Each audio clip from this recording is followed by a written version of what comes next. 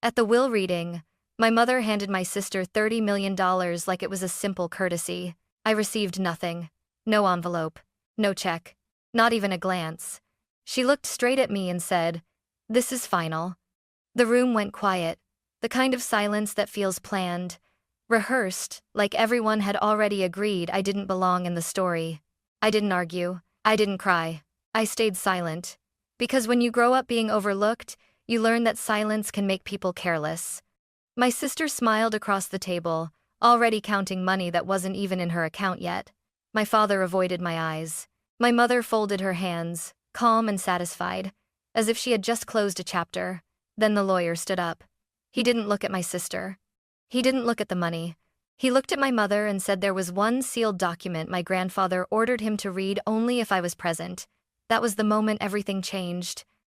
My name is Hannah Miller, and I was 31 years old when my family decided, in a single room, that I was worth nothing on paper. The conference room was cold in that quiet, professional way lawyers seem to prefer. A long wooden table, bottled water, no one touched. A city skyline framed neatly through the window, as if reminding us that life outside this room would go on no matter what happened inside it. My sister Emily sat across from me, perfectly relaxed, legs crossed, her phone face down on the table like she didn't need it anymore. My mother, Linda, sat beside her, back straight, chin lifted, wearing the same composed smile she used at charity events. My father, Richard, chose the seat farthest from me. The lawyer, Michael Brooks, cleared his throat. "We'll begin with the primary distributions," he said, opening a thick folder. Before he could continue, my mother leaned forward. "There's no need to drag this out," she said smoothly. "My daughter Emily will be receiving $30 million from my father's estate." Emily let out a small, controlled breath, pretending she was surprised. The room filled with murmured congratulations, soft laughter, the sound of a happy ending being rehearsed. Then Michael paused. "And Hannah," he began. "She gets nothing," my mother interrupted, turning to me. "Your grandfather made his wishes very clear. You chose your own path. This is final." Her words landed calmly, precisely like they'd been practiced. I felt my pulse slow instead of spike. No shock, no disbelief, just recognition. This was the moment everything I'd lived through finally had a number attached to it. 0. Emily glanced at me, a quick look that was half pity, half victory. My father stared at the table, as if the wood grain suddenly required his full attention. Michael hesitated. Just for a second. I noticed it because my mother did too. "Is there a problem?" she asked. Michael closed the folder. "There may be," he said quietly. And for the first time that morning, my mother's smile slipped. For a few seconds after Michael spoke, no one moved. It was the kind of pause that stretches longer than it should, heavy and uncomfortable, like the air itself was waiting for permission to circulate again. My mother was the first to recover. "There is no problem," she said. Her tone clipped, professional, the voice she used when she wanted a conversation to end on her terms. "We have already handled everything that matters. Let's not turn this into a performance." She turned toward me slowly, deliberately, as if offering me one last chance to embarrass myself. "Well?" she asked. "Do you have something to say, Hannah?" All eyes shifted to me. This was the moment they expected tears, or anger, or a shaky speech about fairness and family.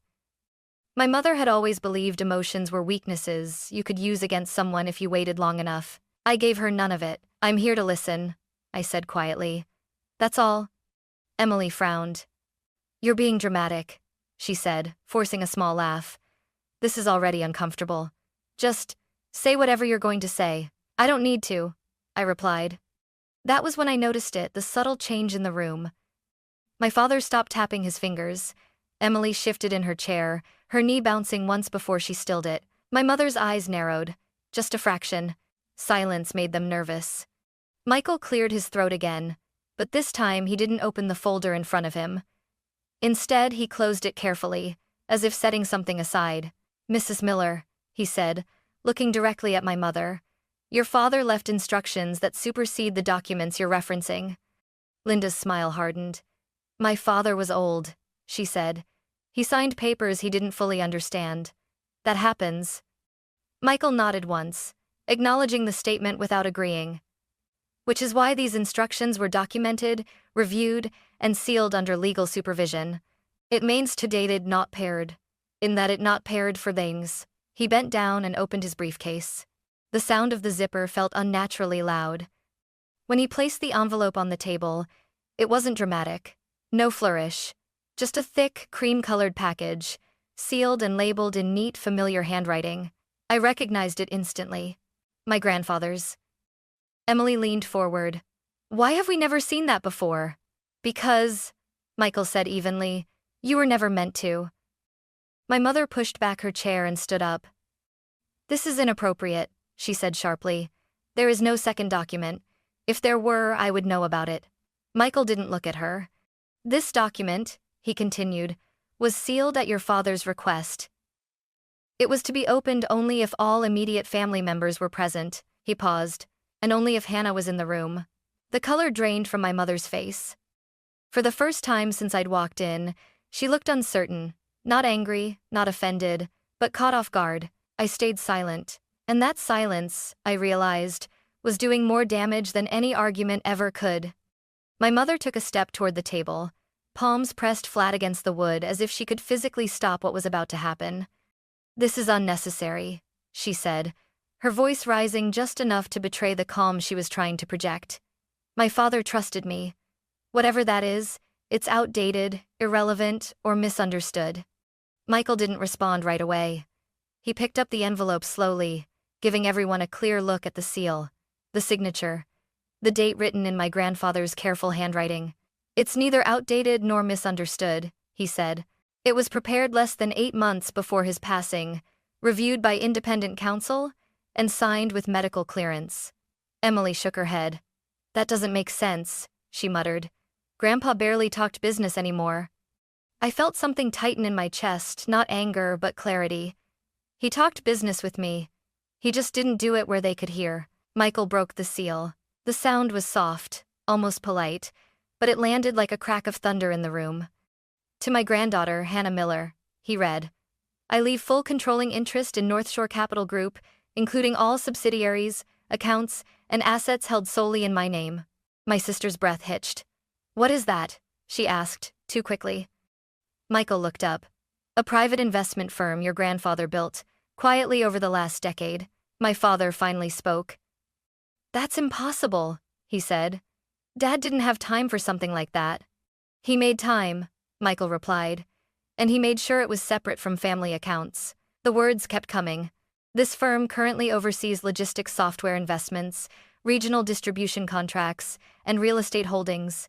Its valuation exceeds the amount distributed today. Silence slammed down hard. $30 million suddenly sounded small. My mother laughed once, sharp and hollow. You expect us to believe Hannah owns more than all of us combined? Michael met her eyes. Ownership isn't a belief, Mrs. Miller. It's a fact. She stepped back like the floor had shifted under her feet.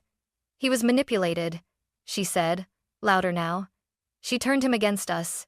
Has not sewed? Michael lowered his gaze to the page again. He anticipated that accusation, he said. Which is why he explained exactly why he made this decision. I swallowed as he continued. I am aware, he read, that Hannah has been kept at a distance from me. Visits cancelled. Messages unanswered. Information filtered. I have been told she doesn't care. I know this is not true. My mother's composure shattered. That's a lie, she shouted. I protected him. Michael didn't look up. I have also discovered transfers from joint accounts used without my consent, he read. When I asked questions, I was told I had already approved them. Emily stood abruptly.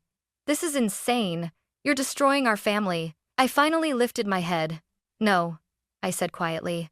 You did that long before today. Michael folded the document carefully. There is more, he said, including evidence your father insisted be presented if this decision was challenged. My mother's voice broke into something raw and unrecognizable. What evidence? Michael reached into his briefcase again and placed a small black drive on the table. A recorded statement, he said, in his own words. That was the moment my mother stopped arguing and started to panic. No one tried to stop Michael when he reached for the small black drive. My mother had been shouting only seconds earlier, but now she stood frozen, her mouth slightly open, as if the words had finally abandoned her. "You're not playing that," she said, her voice thin, strained. "You can't just ambush us with some recording." Michael looked at her calmly. "Your father requested that this be shown if his decisions were questioned. On the ready market." My father shifted in his chair. "This is unnecessary," he muttered. "Dad had good days and bad days. Everyone knows that." Michael didn't argue. He simply turned to the assistant seated at the end of the table. A laptop appeared. The drive was plugged in. The screen flickered to life. My grandfather filled the frame. He looked older than I remembered, thinner, but his eyes were clear-focused in a way I hadn't seen in years. He sat upright, hands folded, wearing a pressed shirt like he was attending a meeting, not recording his final words. "My name is Robert Miller," he said evenly, "and I am here to explain why I changed my will." My mother's hand flew to her mouth. "I am not confused," he continued. "I am not being pressured. I know exactly what I am doing." My father let out a sharp breath, shaking his head. "This is unbelievable." On the screen, my grandfather leaned forward slightly. "I have watched money leave my accounts without my approval," he said. "When I asked about it, I was told I had already agreed. I had not." Emily's face drained of color. "I have also watched my relationship with Hannah be managed for me," he went on.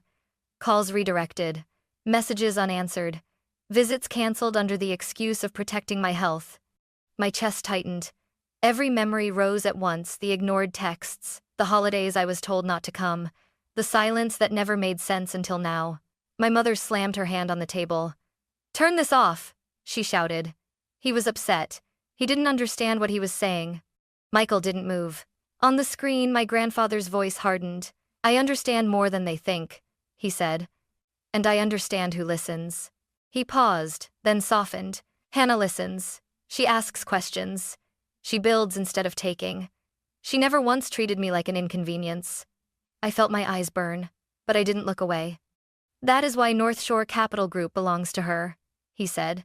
"Every share, every account." The room was silent, except for the low hum of the laptop. My mother's composure finally cracked. "This is not fair," she screamed. "After everything we did for him."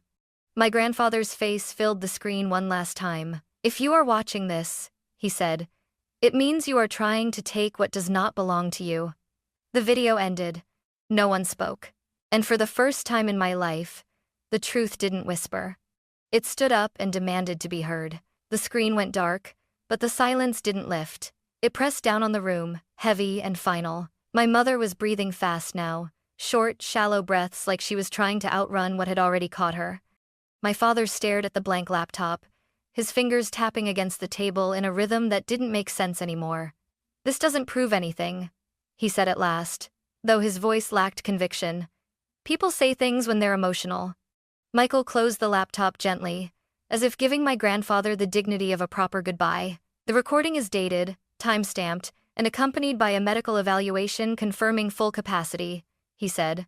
"But that isn't all." My mother snapped her head up. "Of course it isn't," she said bitterly. "You wouldn't stop at humiliating us." "This isn't about humiliation," Michael replied. "It's about documentation." He slid a thin stack of papers across the table. "Bank statements, transfer records, authorization logs. I petitioned the court for a forensic review of the joint accounts after your father raised concerns," Michael continued. "These documents show repeated transfers made under power of attorney for expenses unrelated to his care." Emily leaned forward, clutching the edge of the table. "That money paid for family things." Michael didn't look at her. "Luxury travel, vehicle leases, personal branding expenses." My mother's voice rose again. "We took care of him. We sacrificed." "And the court will consider that," Michael said evenly. "But it will also consider timing, frequency, and consent." He turned to me for the first time since the video ended. "Hannah, your grandfather anticipated a challenge. He authorized me to file the sealed document immediately if his intent was questioned." My heart thudded. "What happens now?" I asked. Michael's answer was calm, professional, and devastating. "The court will recognize your controlling interest in North Shore Capital Group. If the will is contested, these records become public." Emily's grip tightened. Public? Michael nodded. Yes, including the transfers, the recording, and the medical evaluations. My mother sank back into her chair as if her legs had finally given out. For the first time, she wasn't arguing. She wasn't commanding. She was calculating. And I realized then that this wasn't about love or betrayal anymore. It was about evidence. And evidence doesn't care who raised you. It only cares about what can be proven. They didn't contest the will. Not officially. Not publicly. Michael filed the sealed document the following week, along with the recording, the medical clearance, and the preliminary financial review. Once the paperwork moved out of that conference room and into the court system, the confidence my parents had lived on for decades began to evaporate. What followed wasn't dramatic. There were no shouting matches, no final confrontations, just consequences. A forensic accountant was appointed to complete the audit my grandfather had requested before he died. Line by line, year by year, the story my parents had controlled so carefully was translated into numbers that didn't lie. Expenses justified as family needs. Transfers labeled as temporary. Authorizations claimed but never documented. The truth didn't explode. It accumulated. Emily stopped posting online almost overnight. The trips disappeared first, then the partnerships. Brands that had once called her daily went quiet, then distant, then unreachable. Her carefully curated life didn't collapse in a single moment, it simply stopped being funded. My parents sold the house within 3 months. The one with the perfect lawn and the holiday photos staged on the front steps. The one my mother liked to call our legacy. They downsized quietly, far from the city where people had started to ask uncomfortable questions. They didn't call me. Not to apologize, not to explain, not even to argue. And for the first time, their silence wasn't something done to me. It was something I chose to accept. I signed the final documents alone, no family witnesses. Just Michael, a clerk, and the steady weight of a pen in my hand. When I finished, Michael nodded once. They have no legal claim to your assets, he said. Not now. Not ever. I felt something loosen in my chest, not relief exactly, but clarity. I wasn't walking away from my family. I was walking forward without them. I moved west 2 months later. Not to disappear, and not to start over from nothing, but to start over on my own terms. Seattle felt right. Far enough to breathe, close enough to work. North Shore Capital Group already had a small office there, a handful of people who had been quietly doing real work long before my family ever knew the company existed. The first week, no one treated me like an inheritance. They treated me like a responsibility. There were spreadsheets to review, contracts to understand, partners who wanted to know whether I was serious or just another name on a document. I welcomed that. For the first time in my life, I wasn't being evaluated on how well I fit a family image, but on whether I paid attention, asked the right questions, and followed through. And I did. We didn't chase flash. We focused on stability, helping mid-sized logistics companies streamline operations, helping regional distributors survive markets that didn't forgive mistakes. I remembered my grandfather's voice every time we made a decision. Build something useful, something that lasts. I set up a small scholarship fund in his name, quietly, without announcements or press releases. Just opportunities for students who reminded me a little too much of myself, curious, overlooked, and underestimated. Emily emailed me once during that first year. No accusations, no demands, just a few paragraphs admitting she didn't know who she was without the attention, without the money smoothing everything over. I didn't answer right away. When I finally did, I kept it simple. Kind but firm. We weren't enemies, but we weren't close either. Not yet. As for my parents, they faded into distance and rumor. A different state. A smaller life. No more control. And strangely, that was enough. Because the life I was building no longer required their permission to exist. For a long time, I thought the hardest part of my life was being ignored.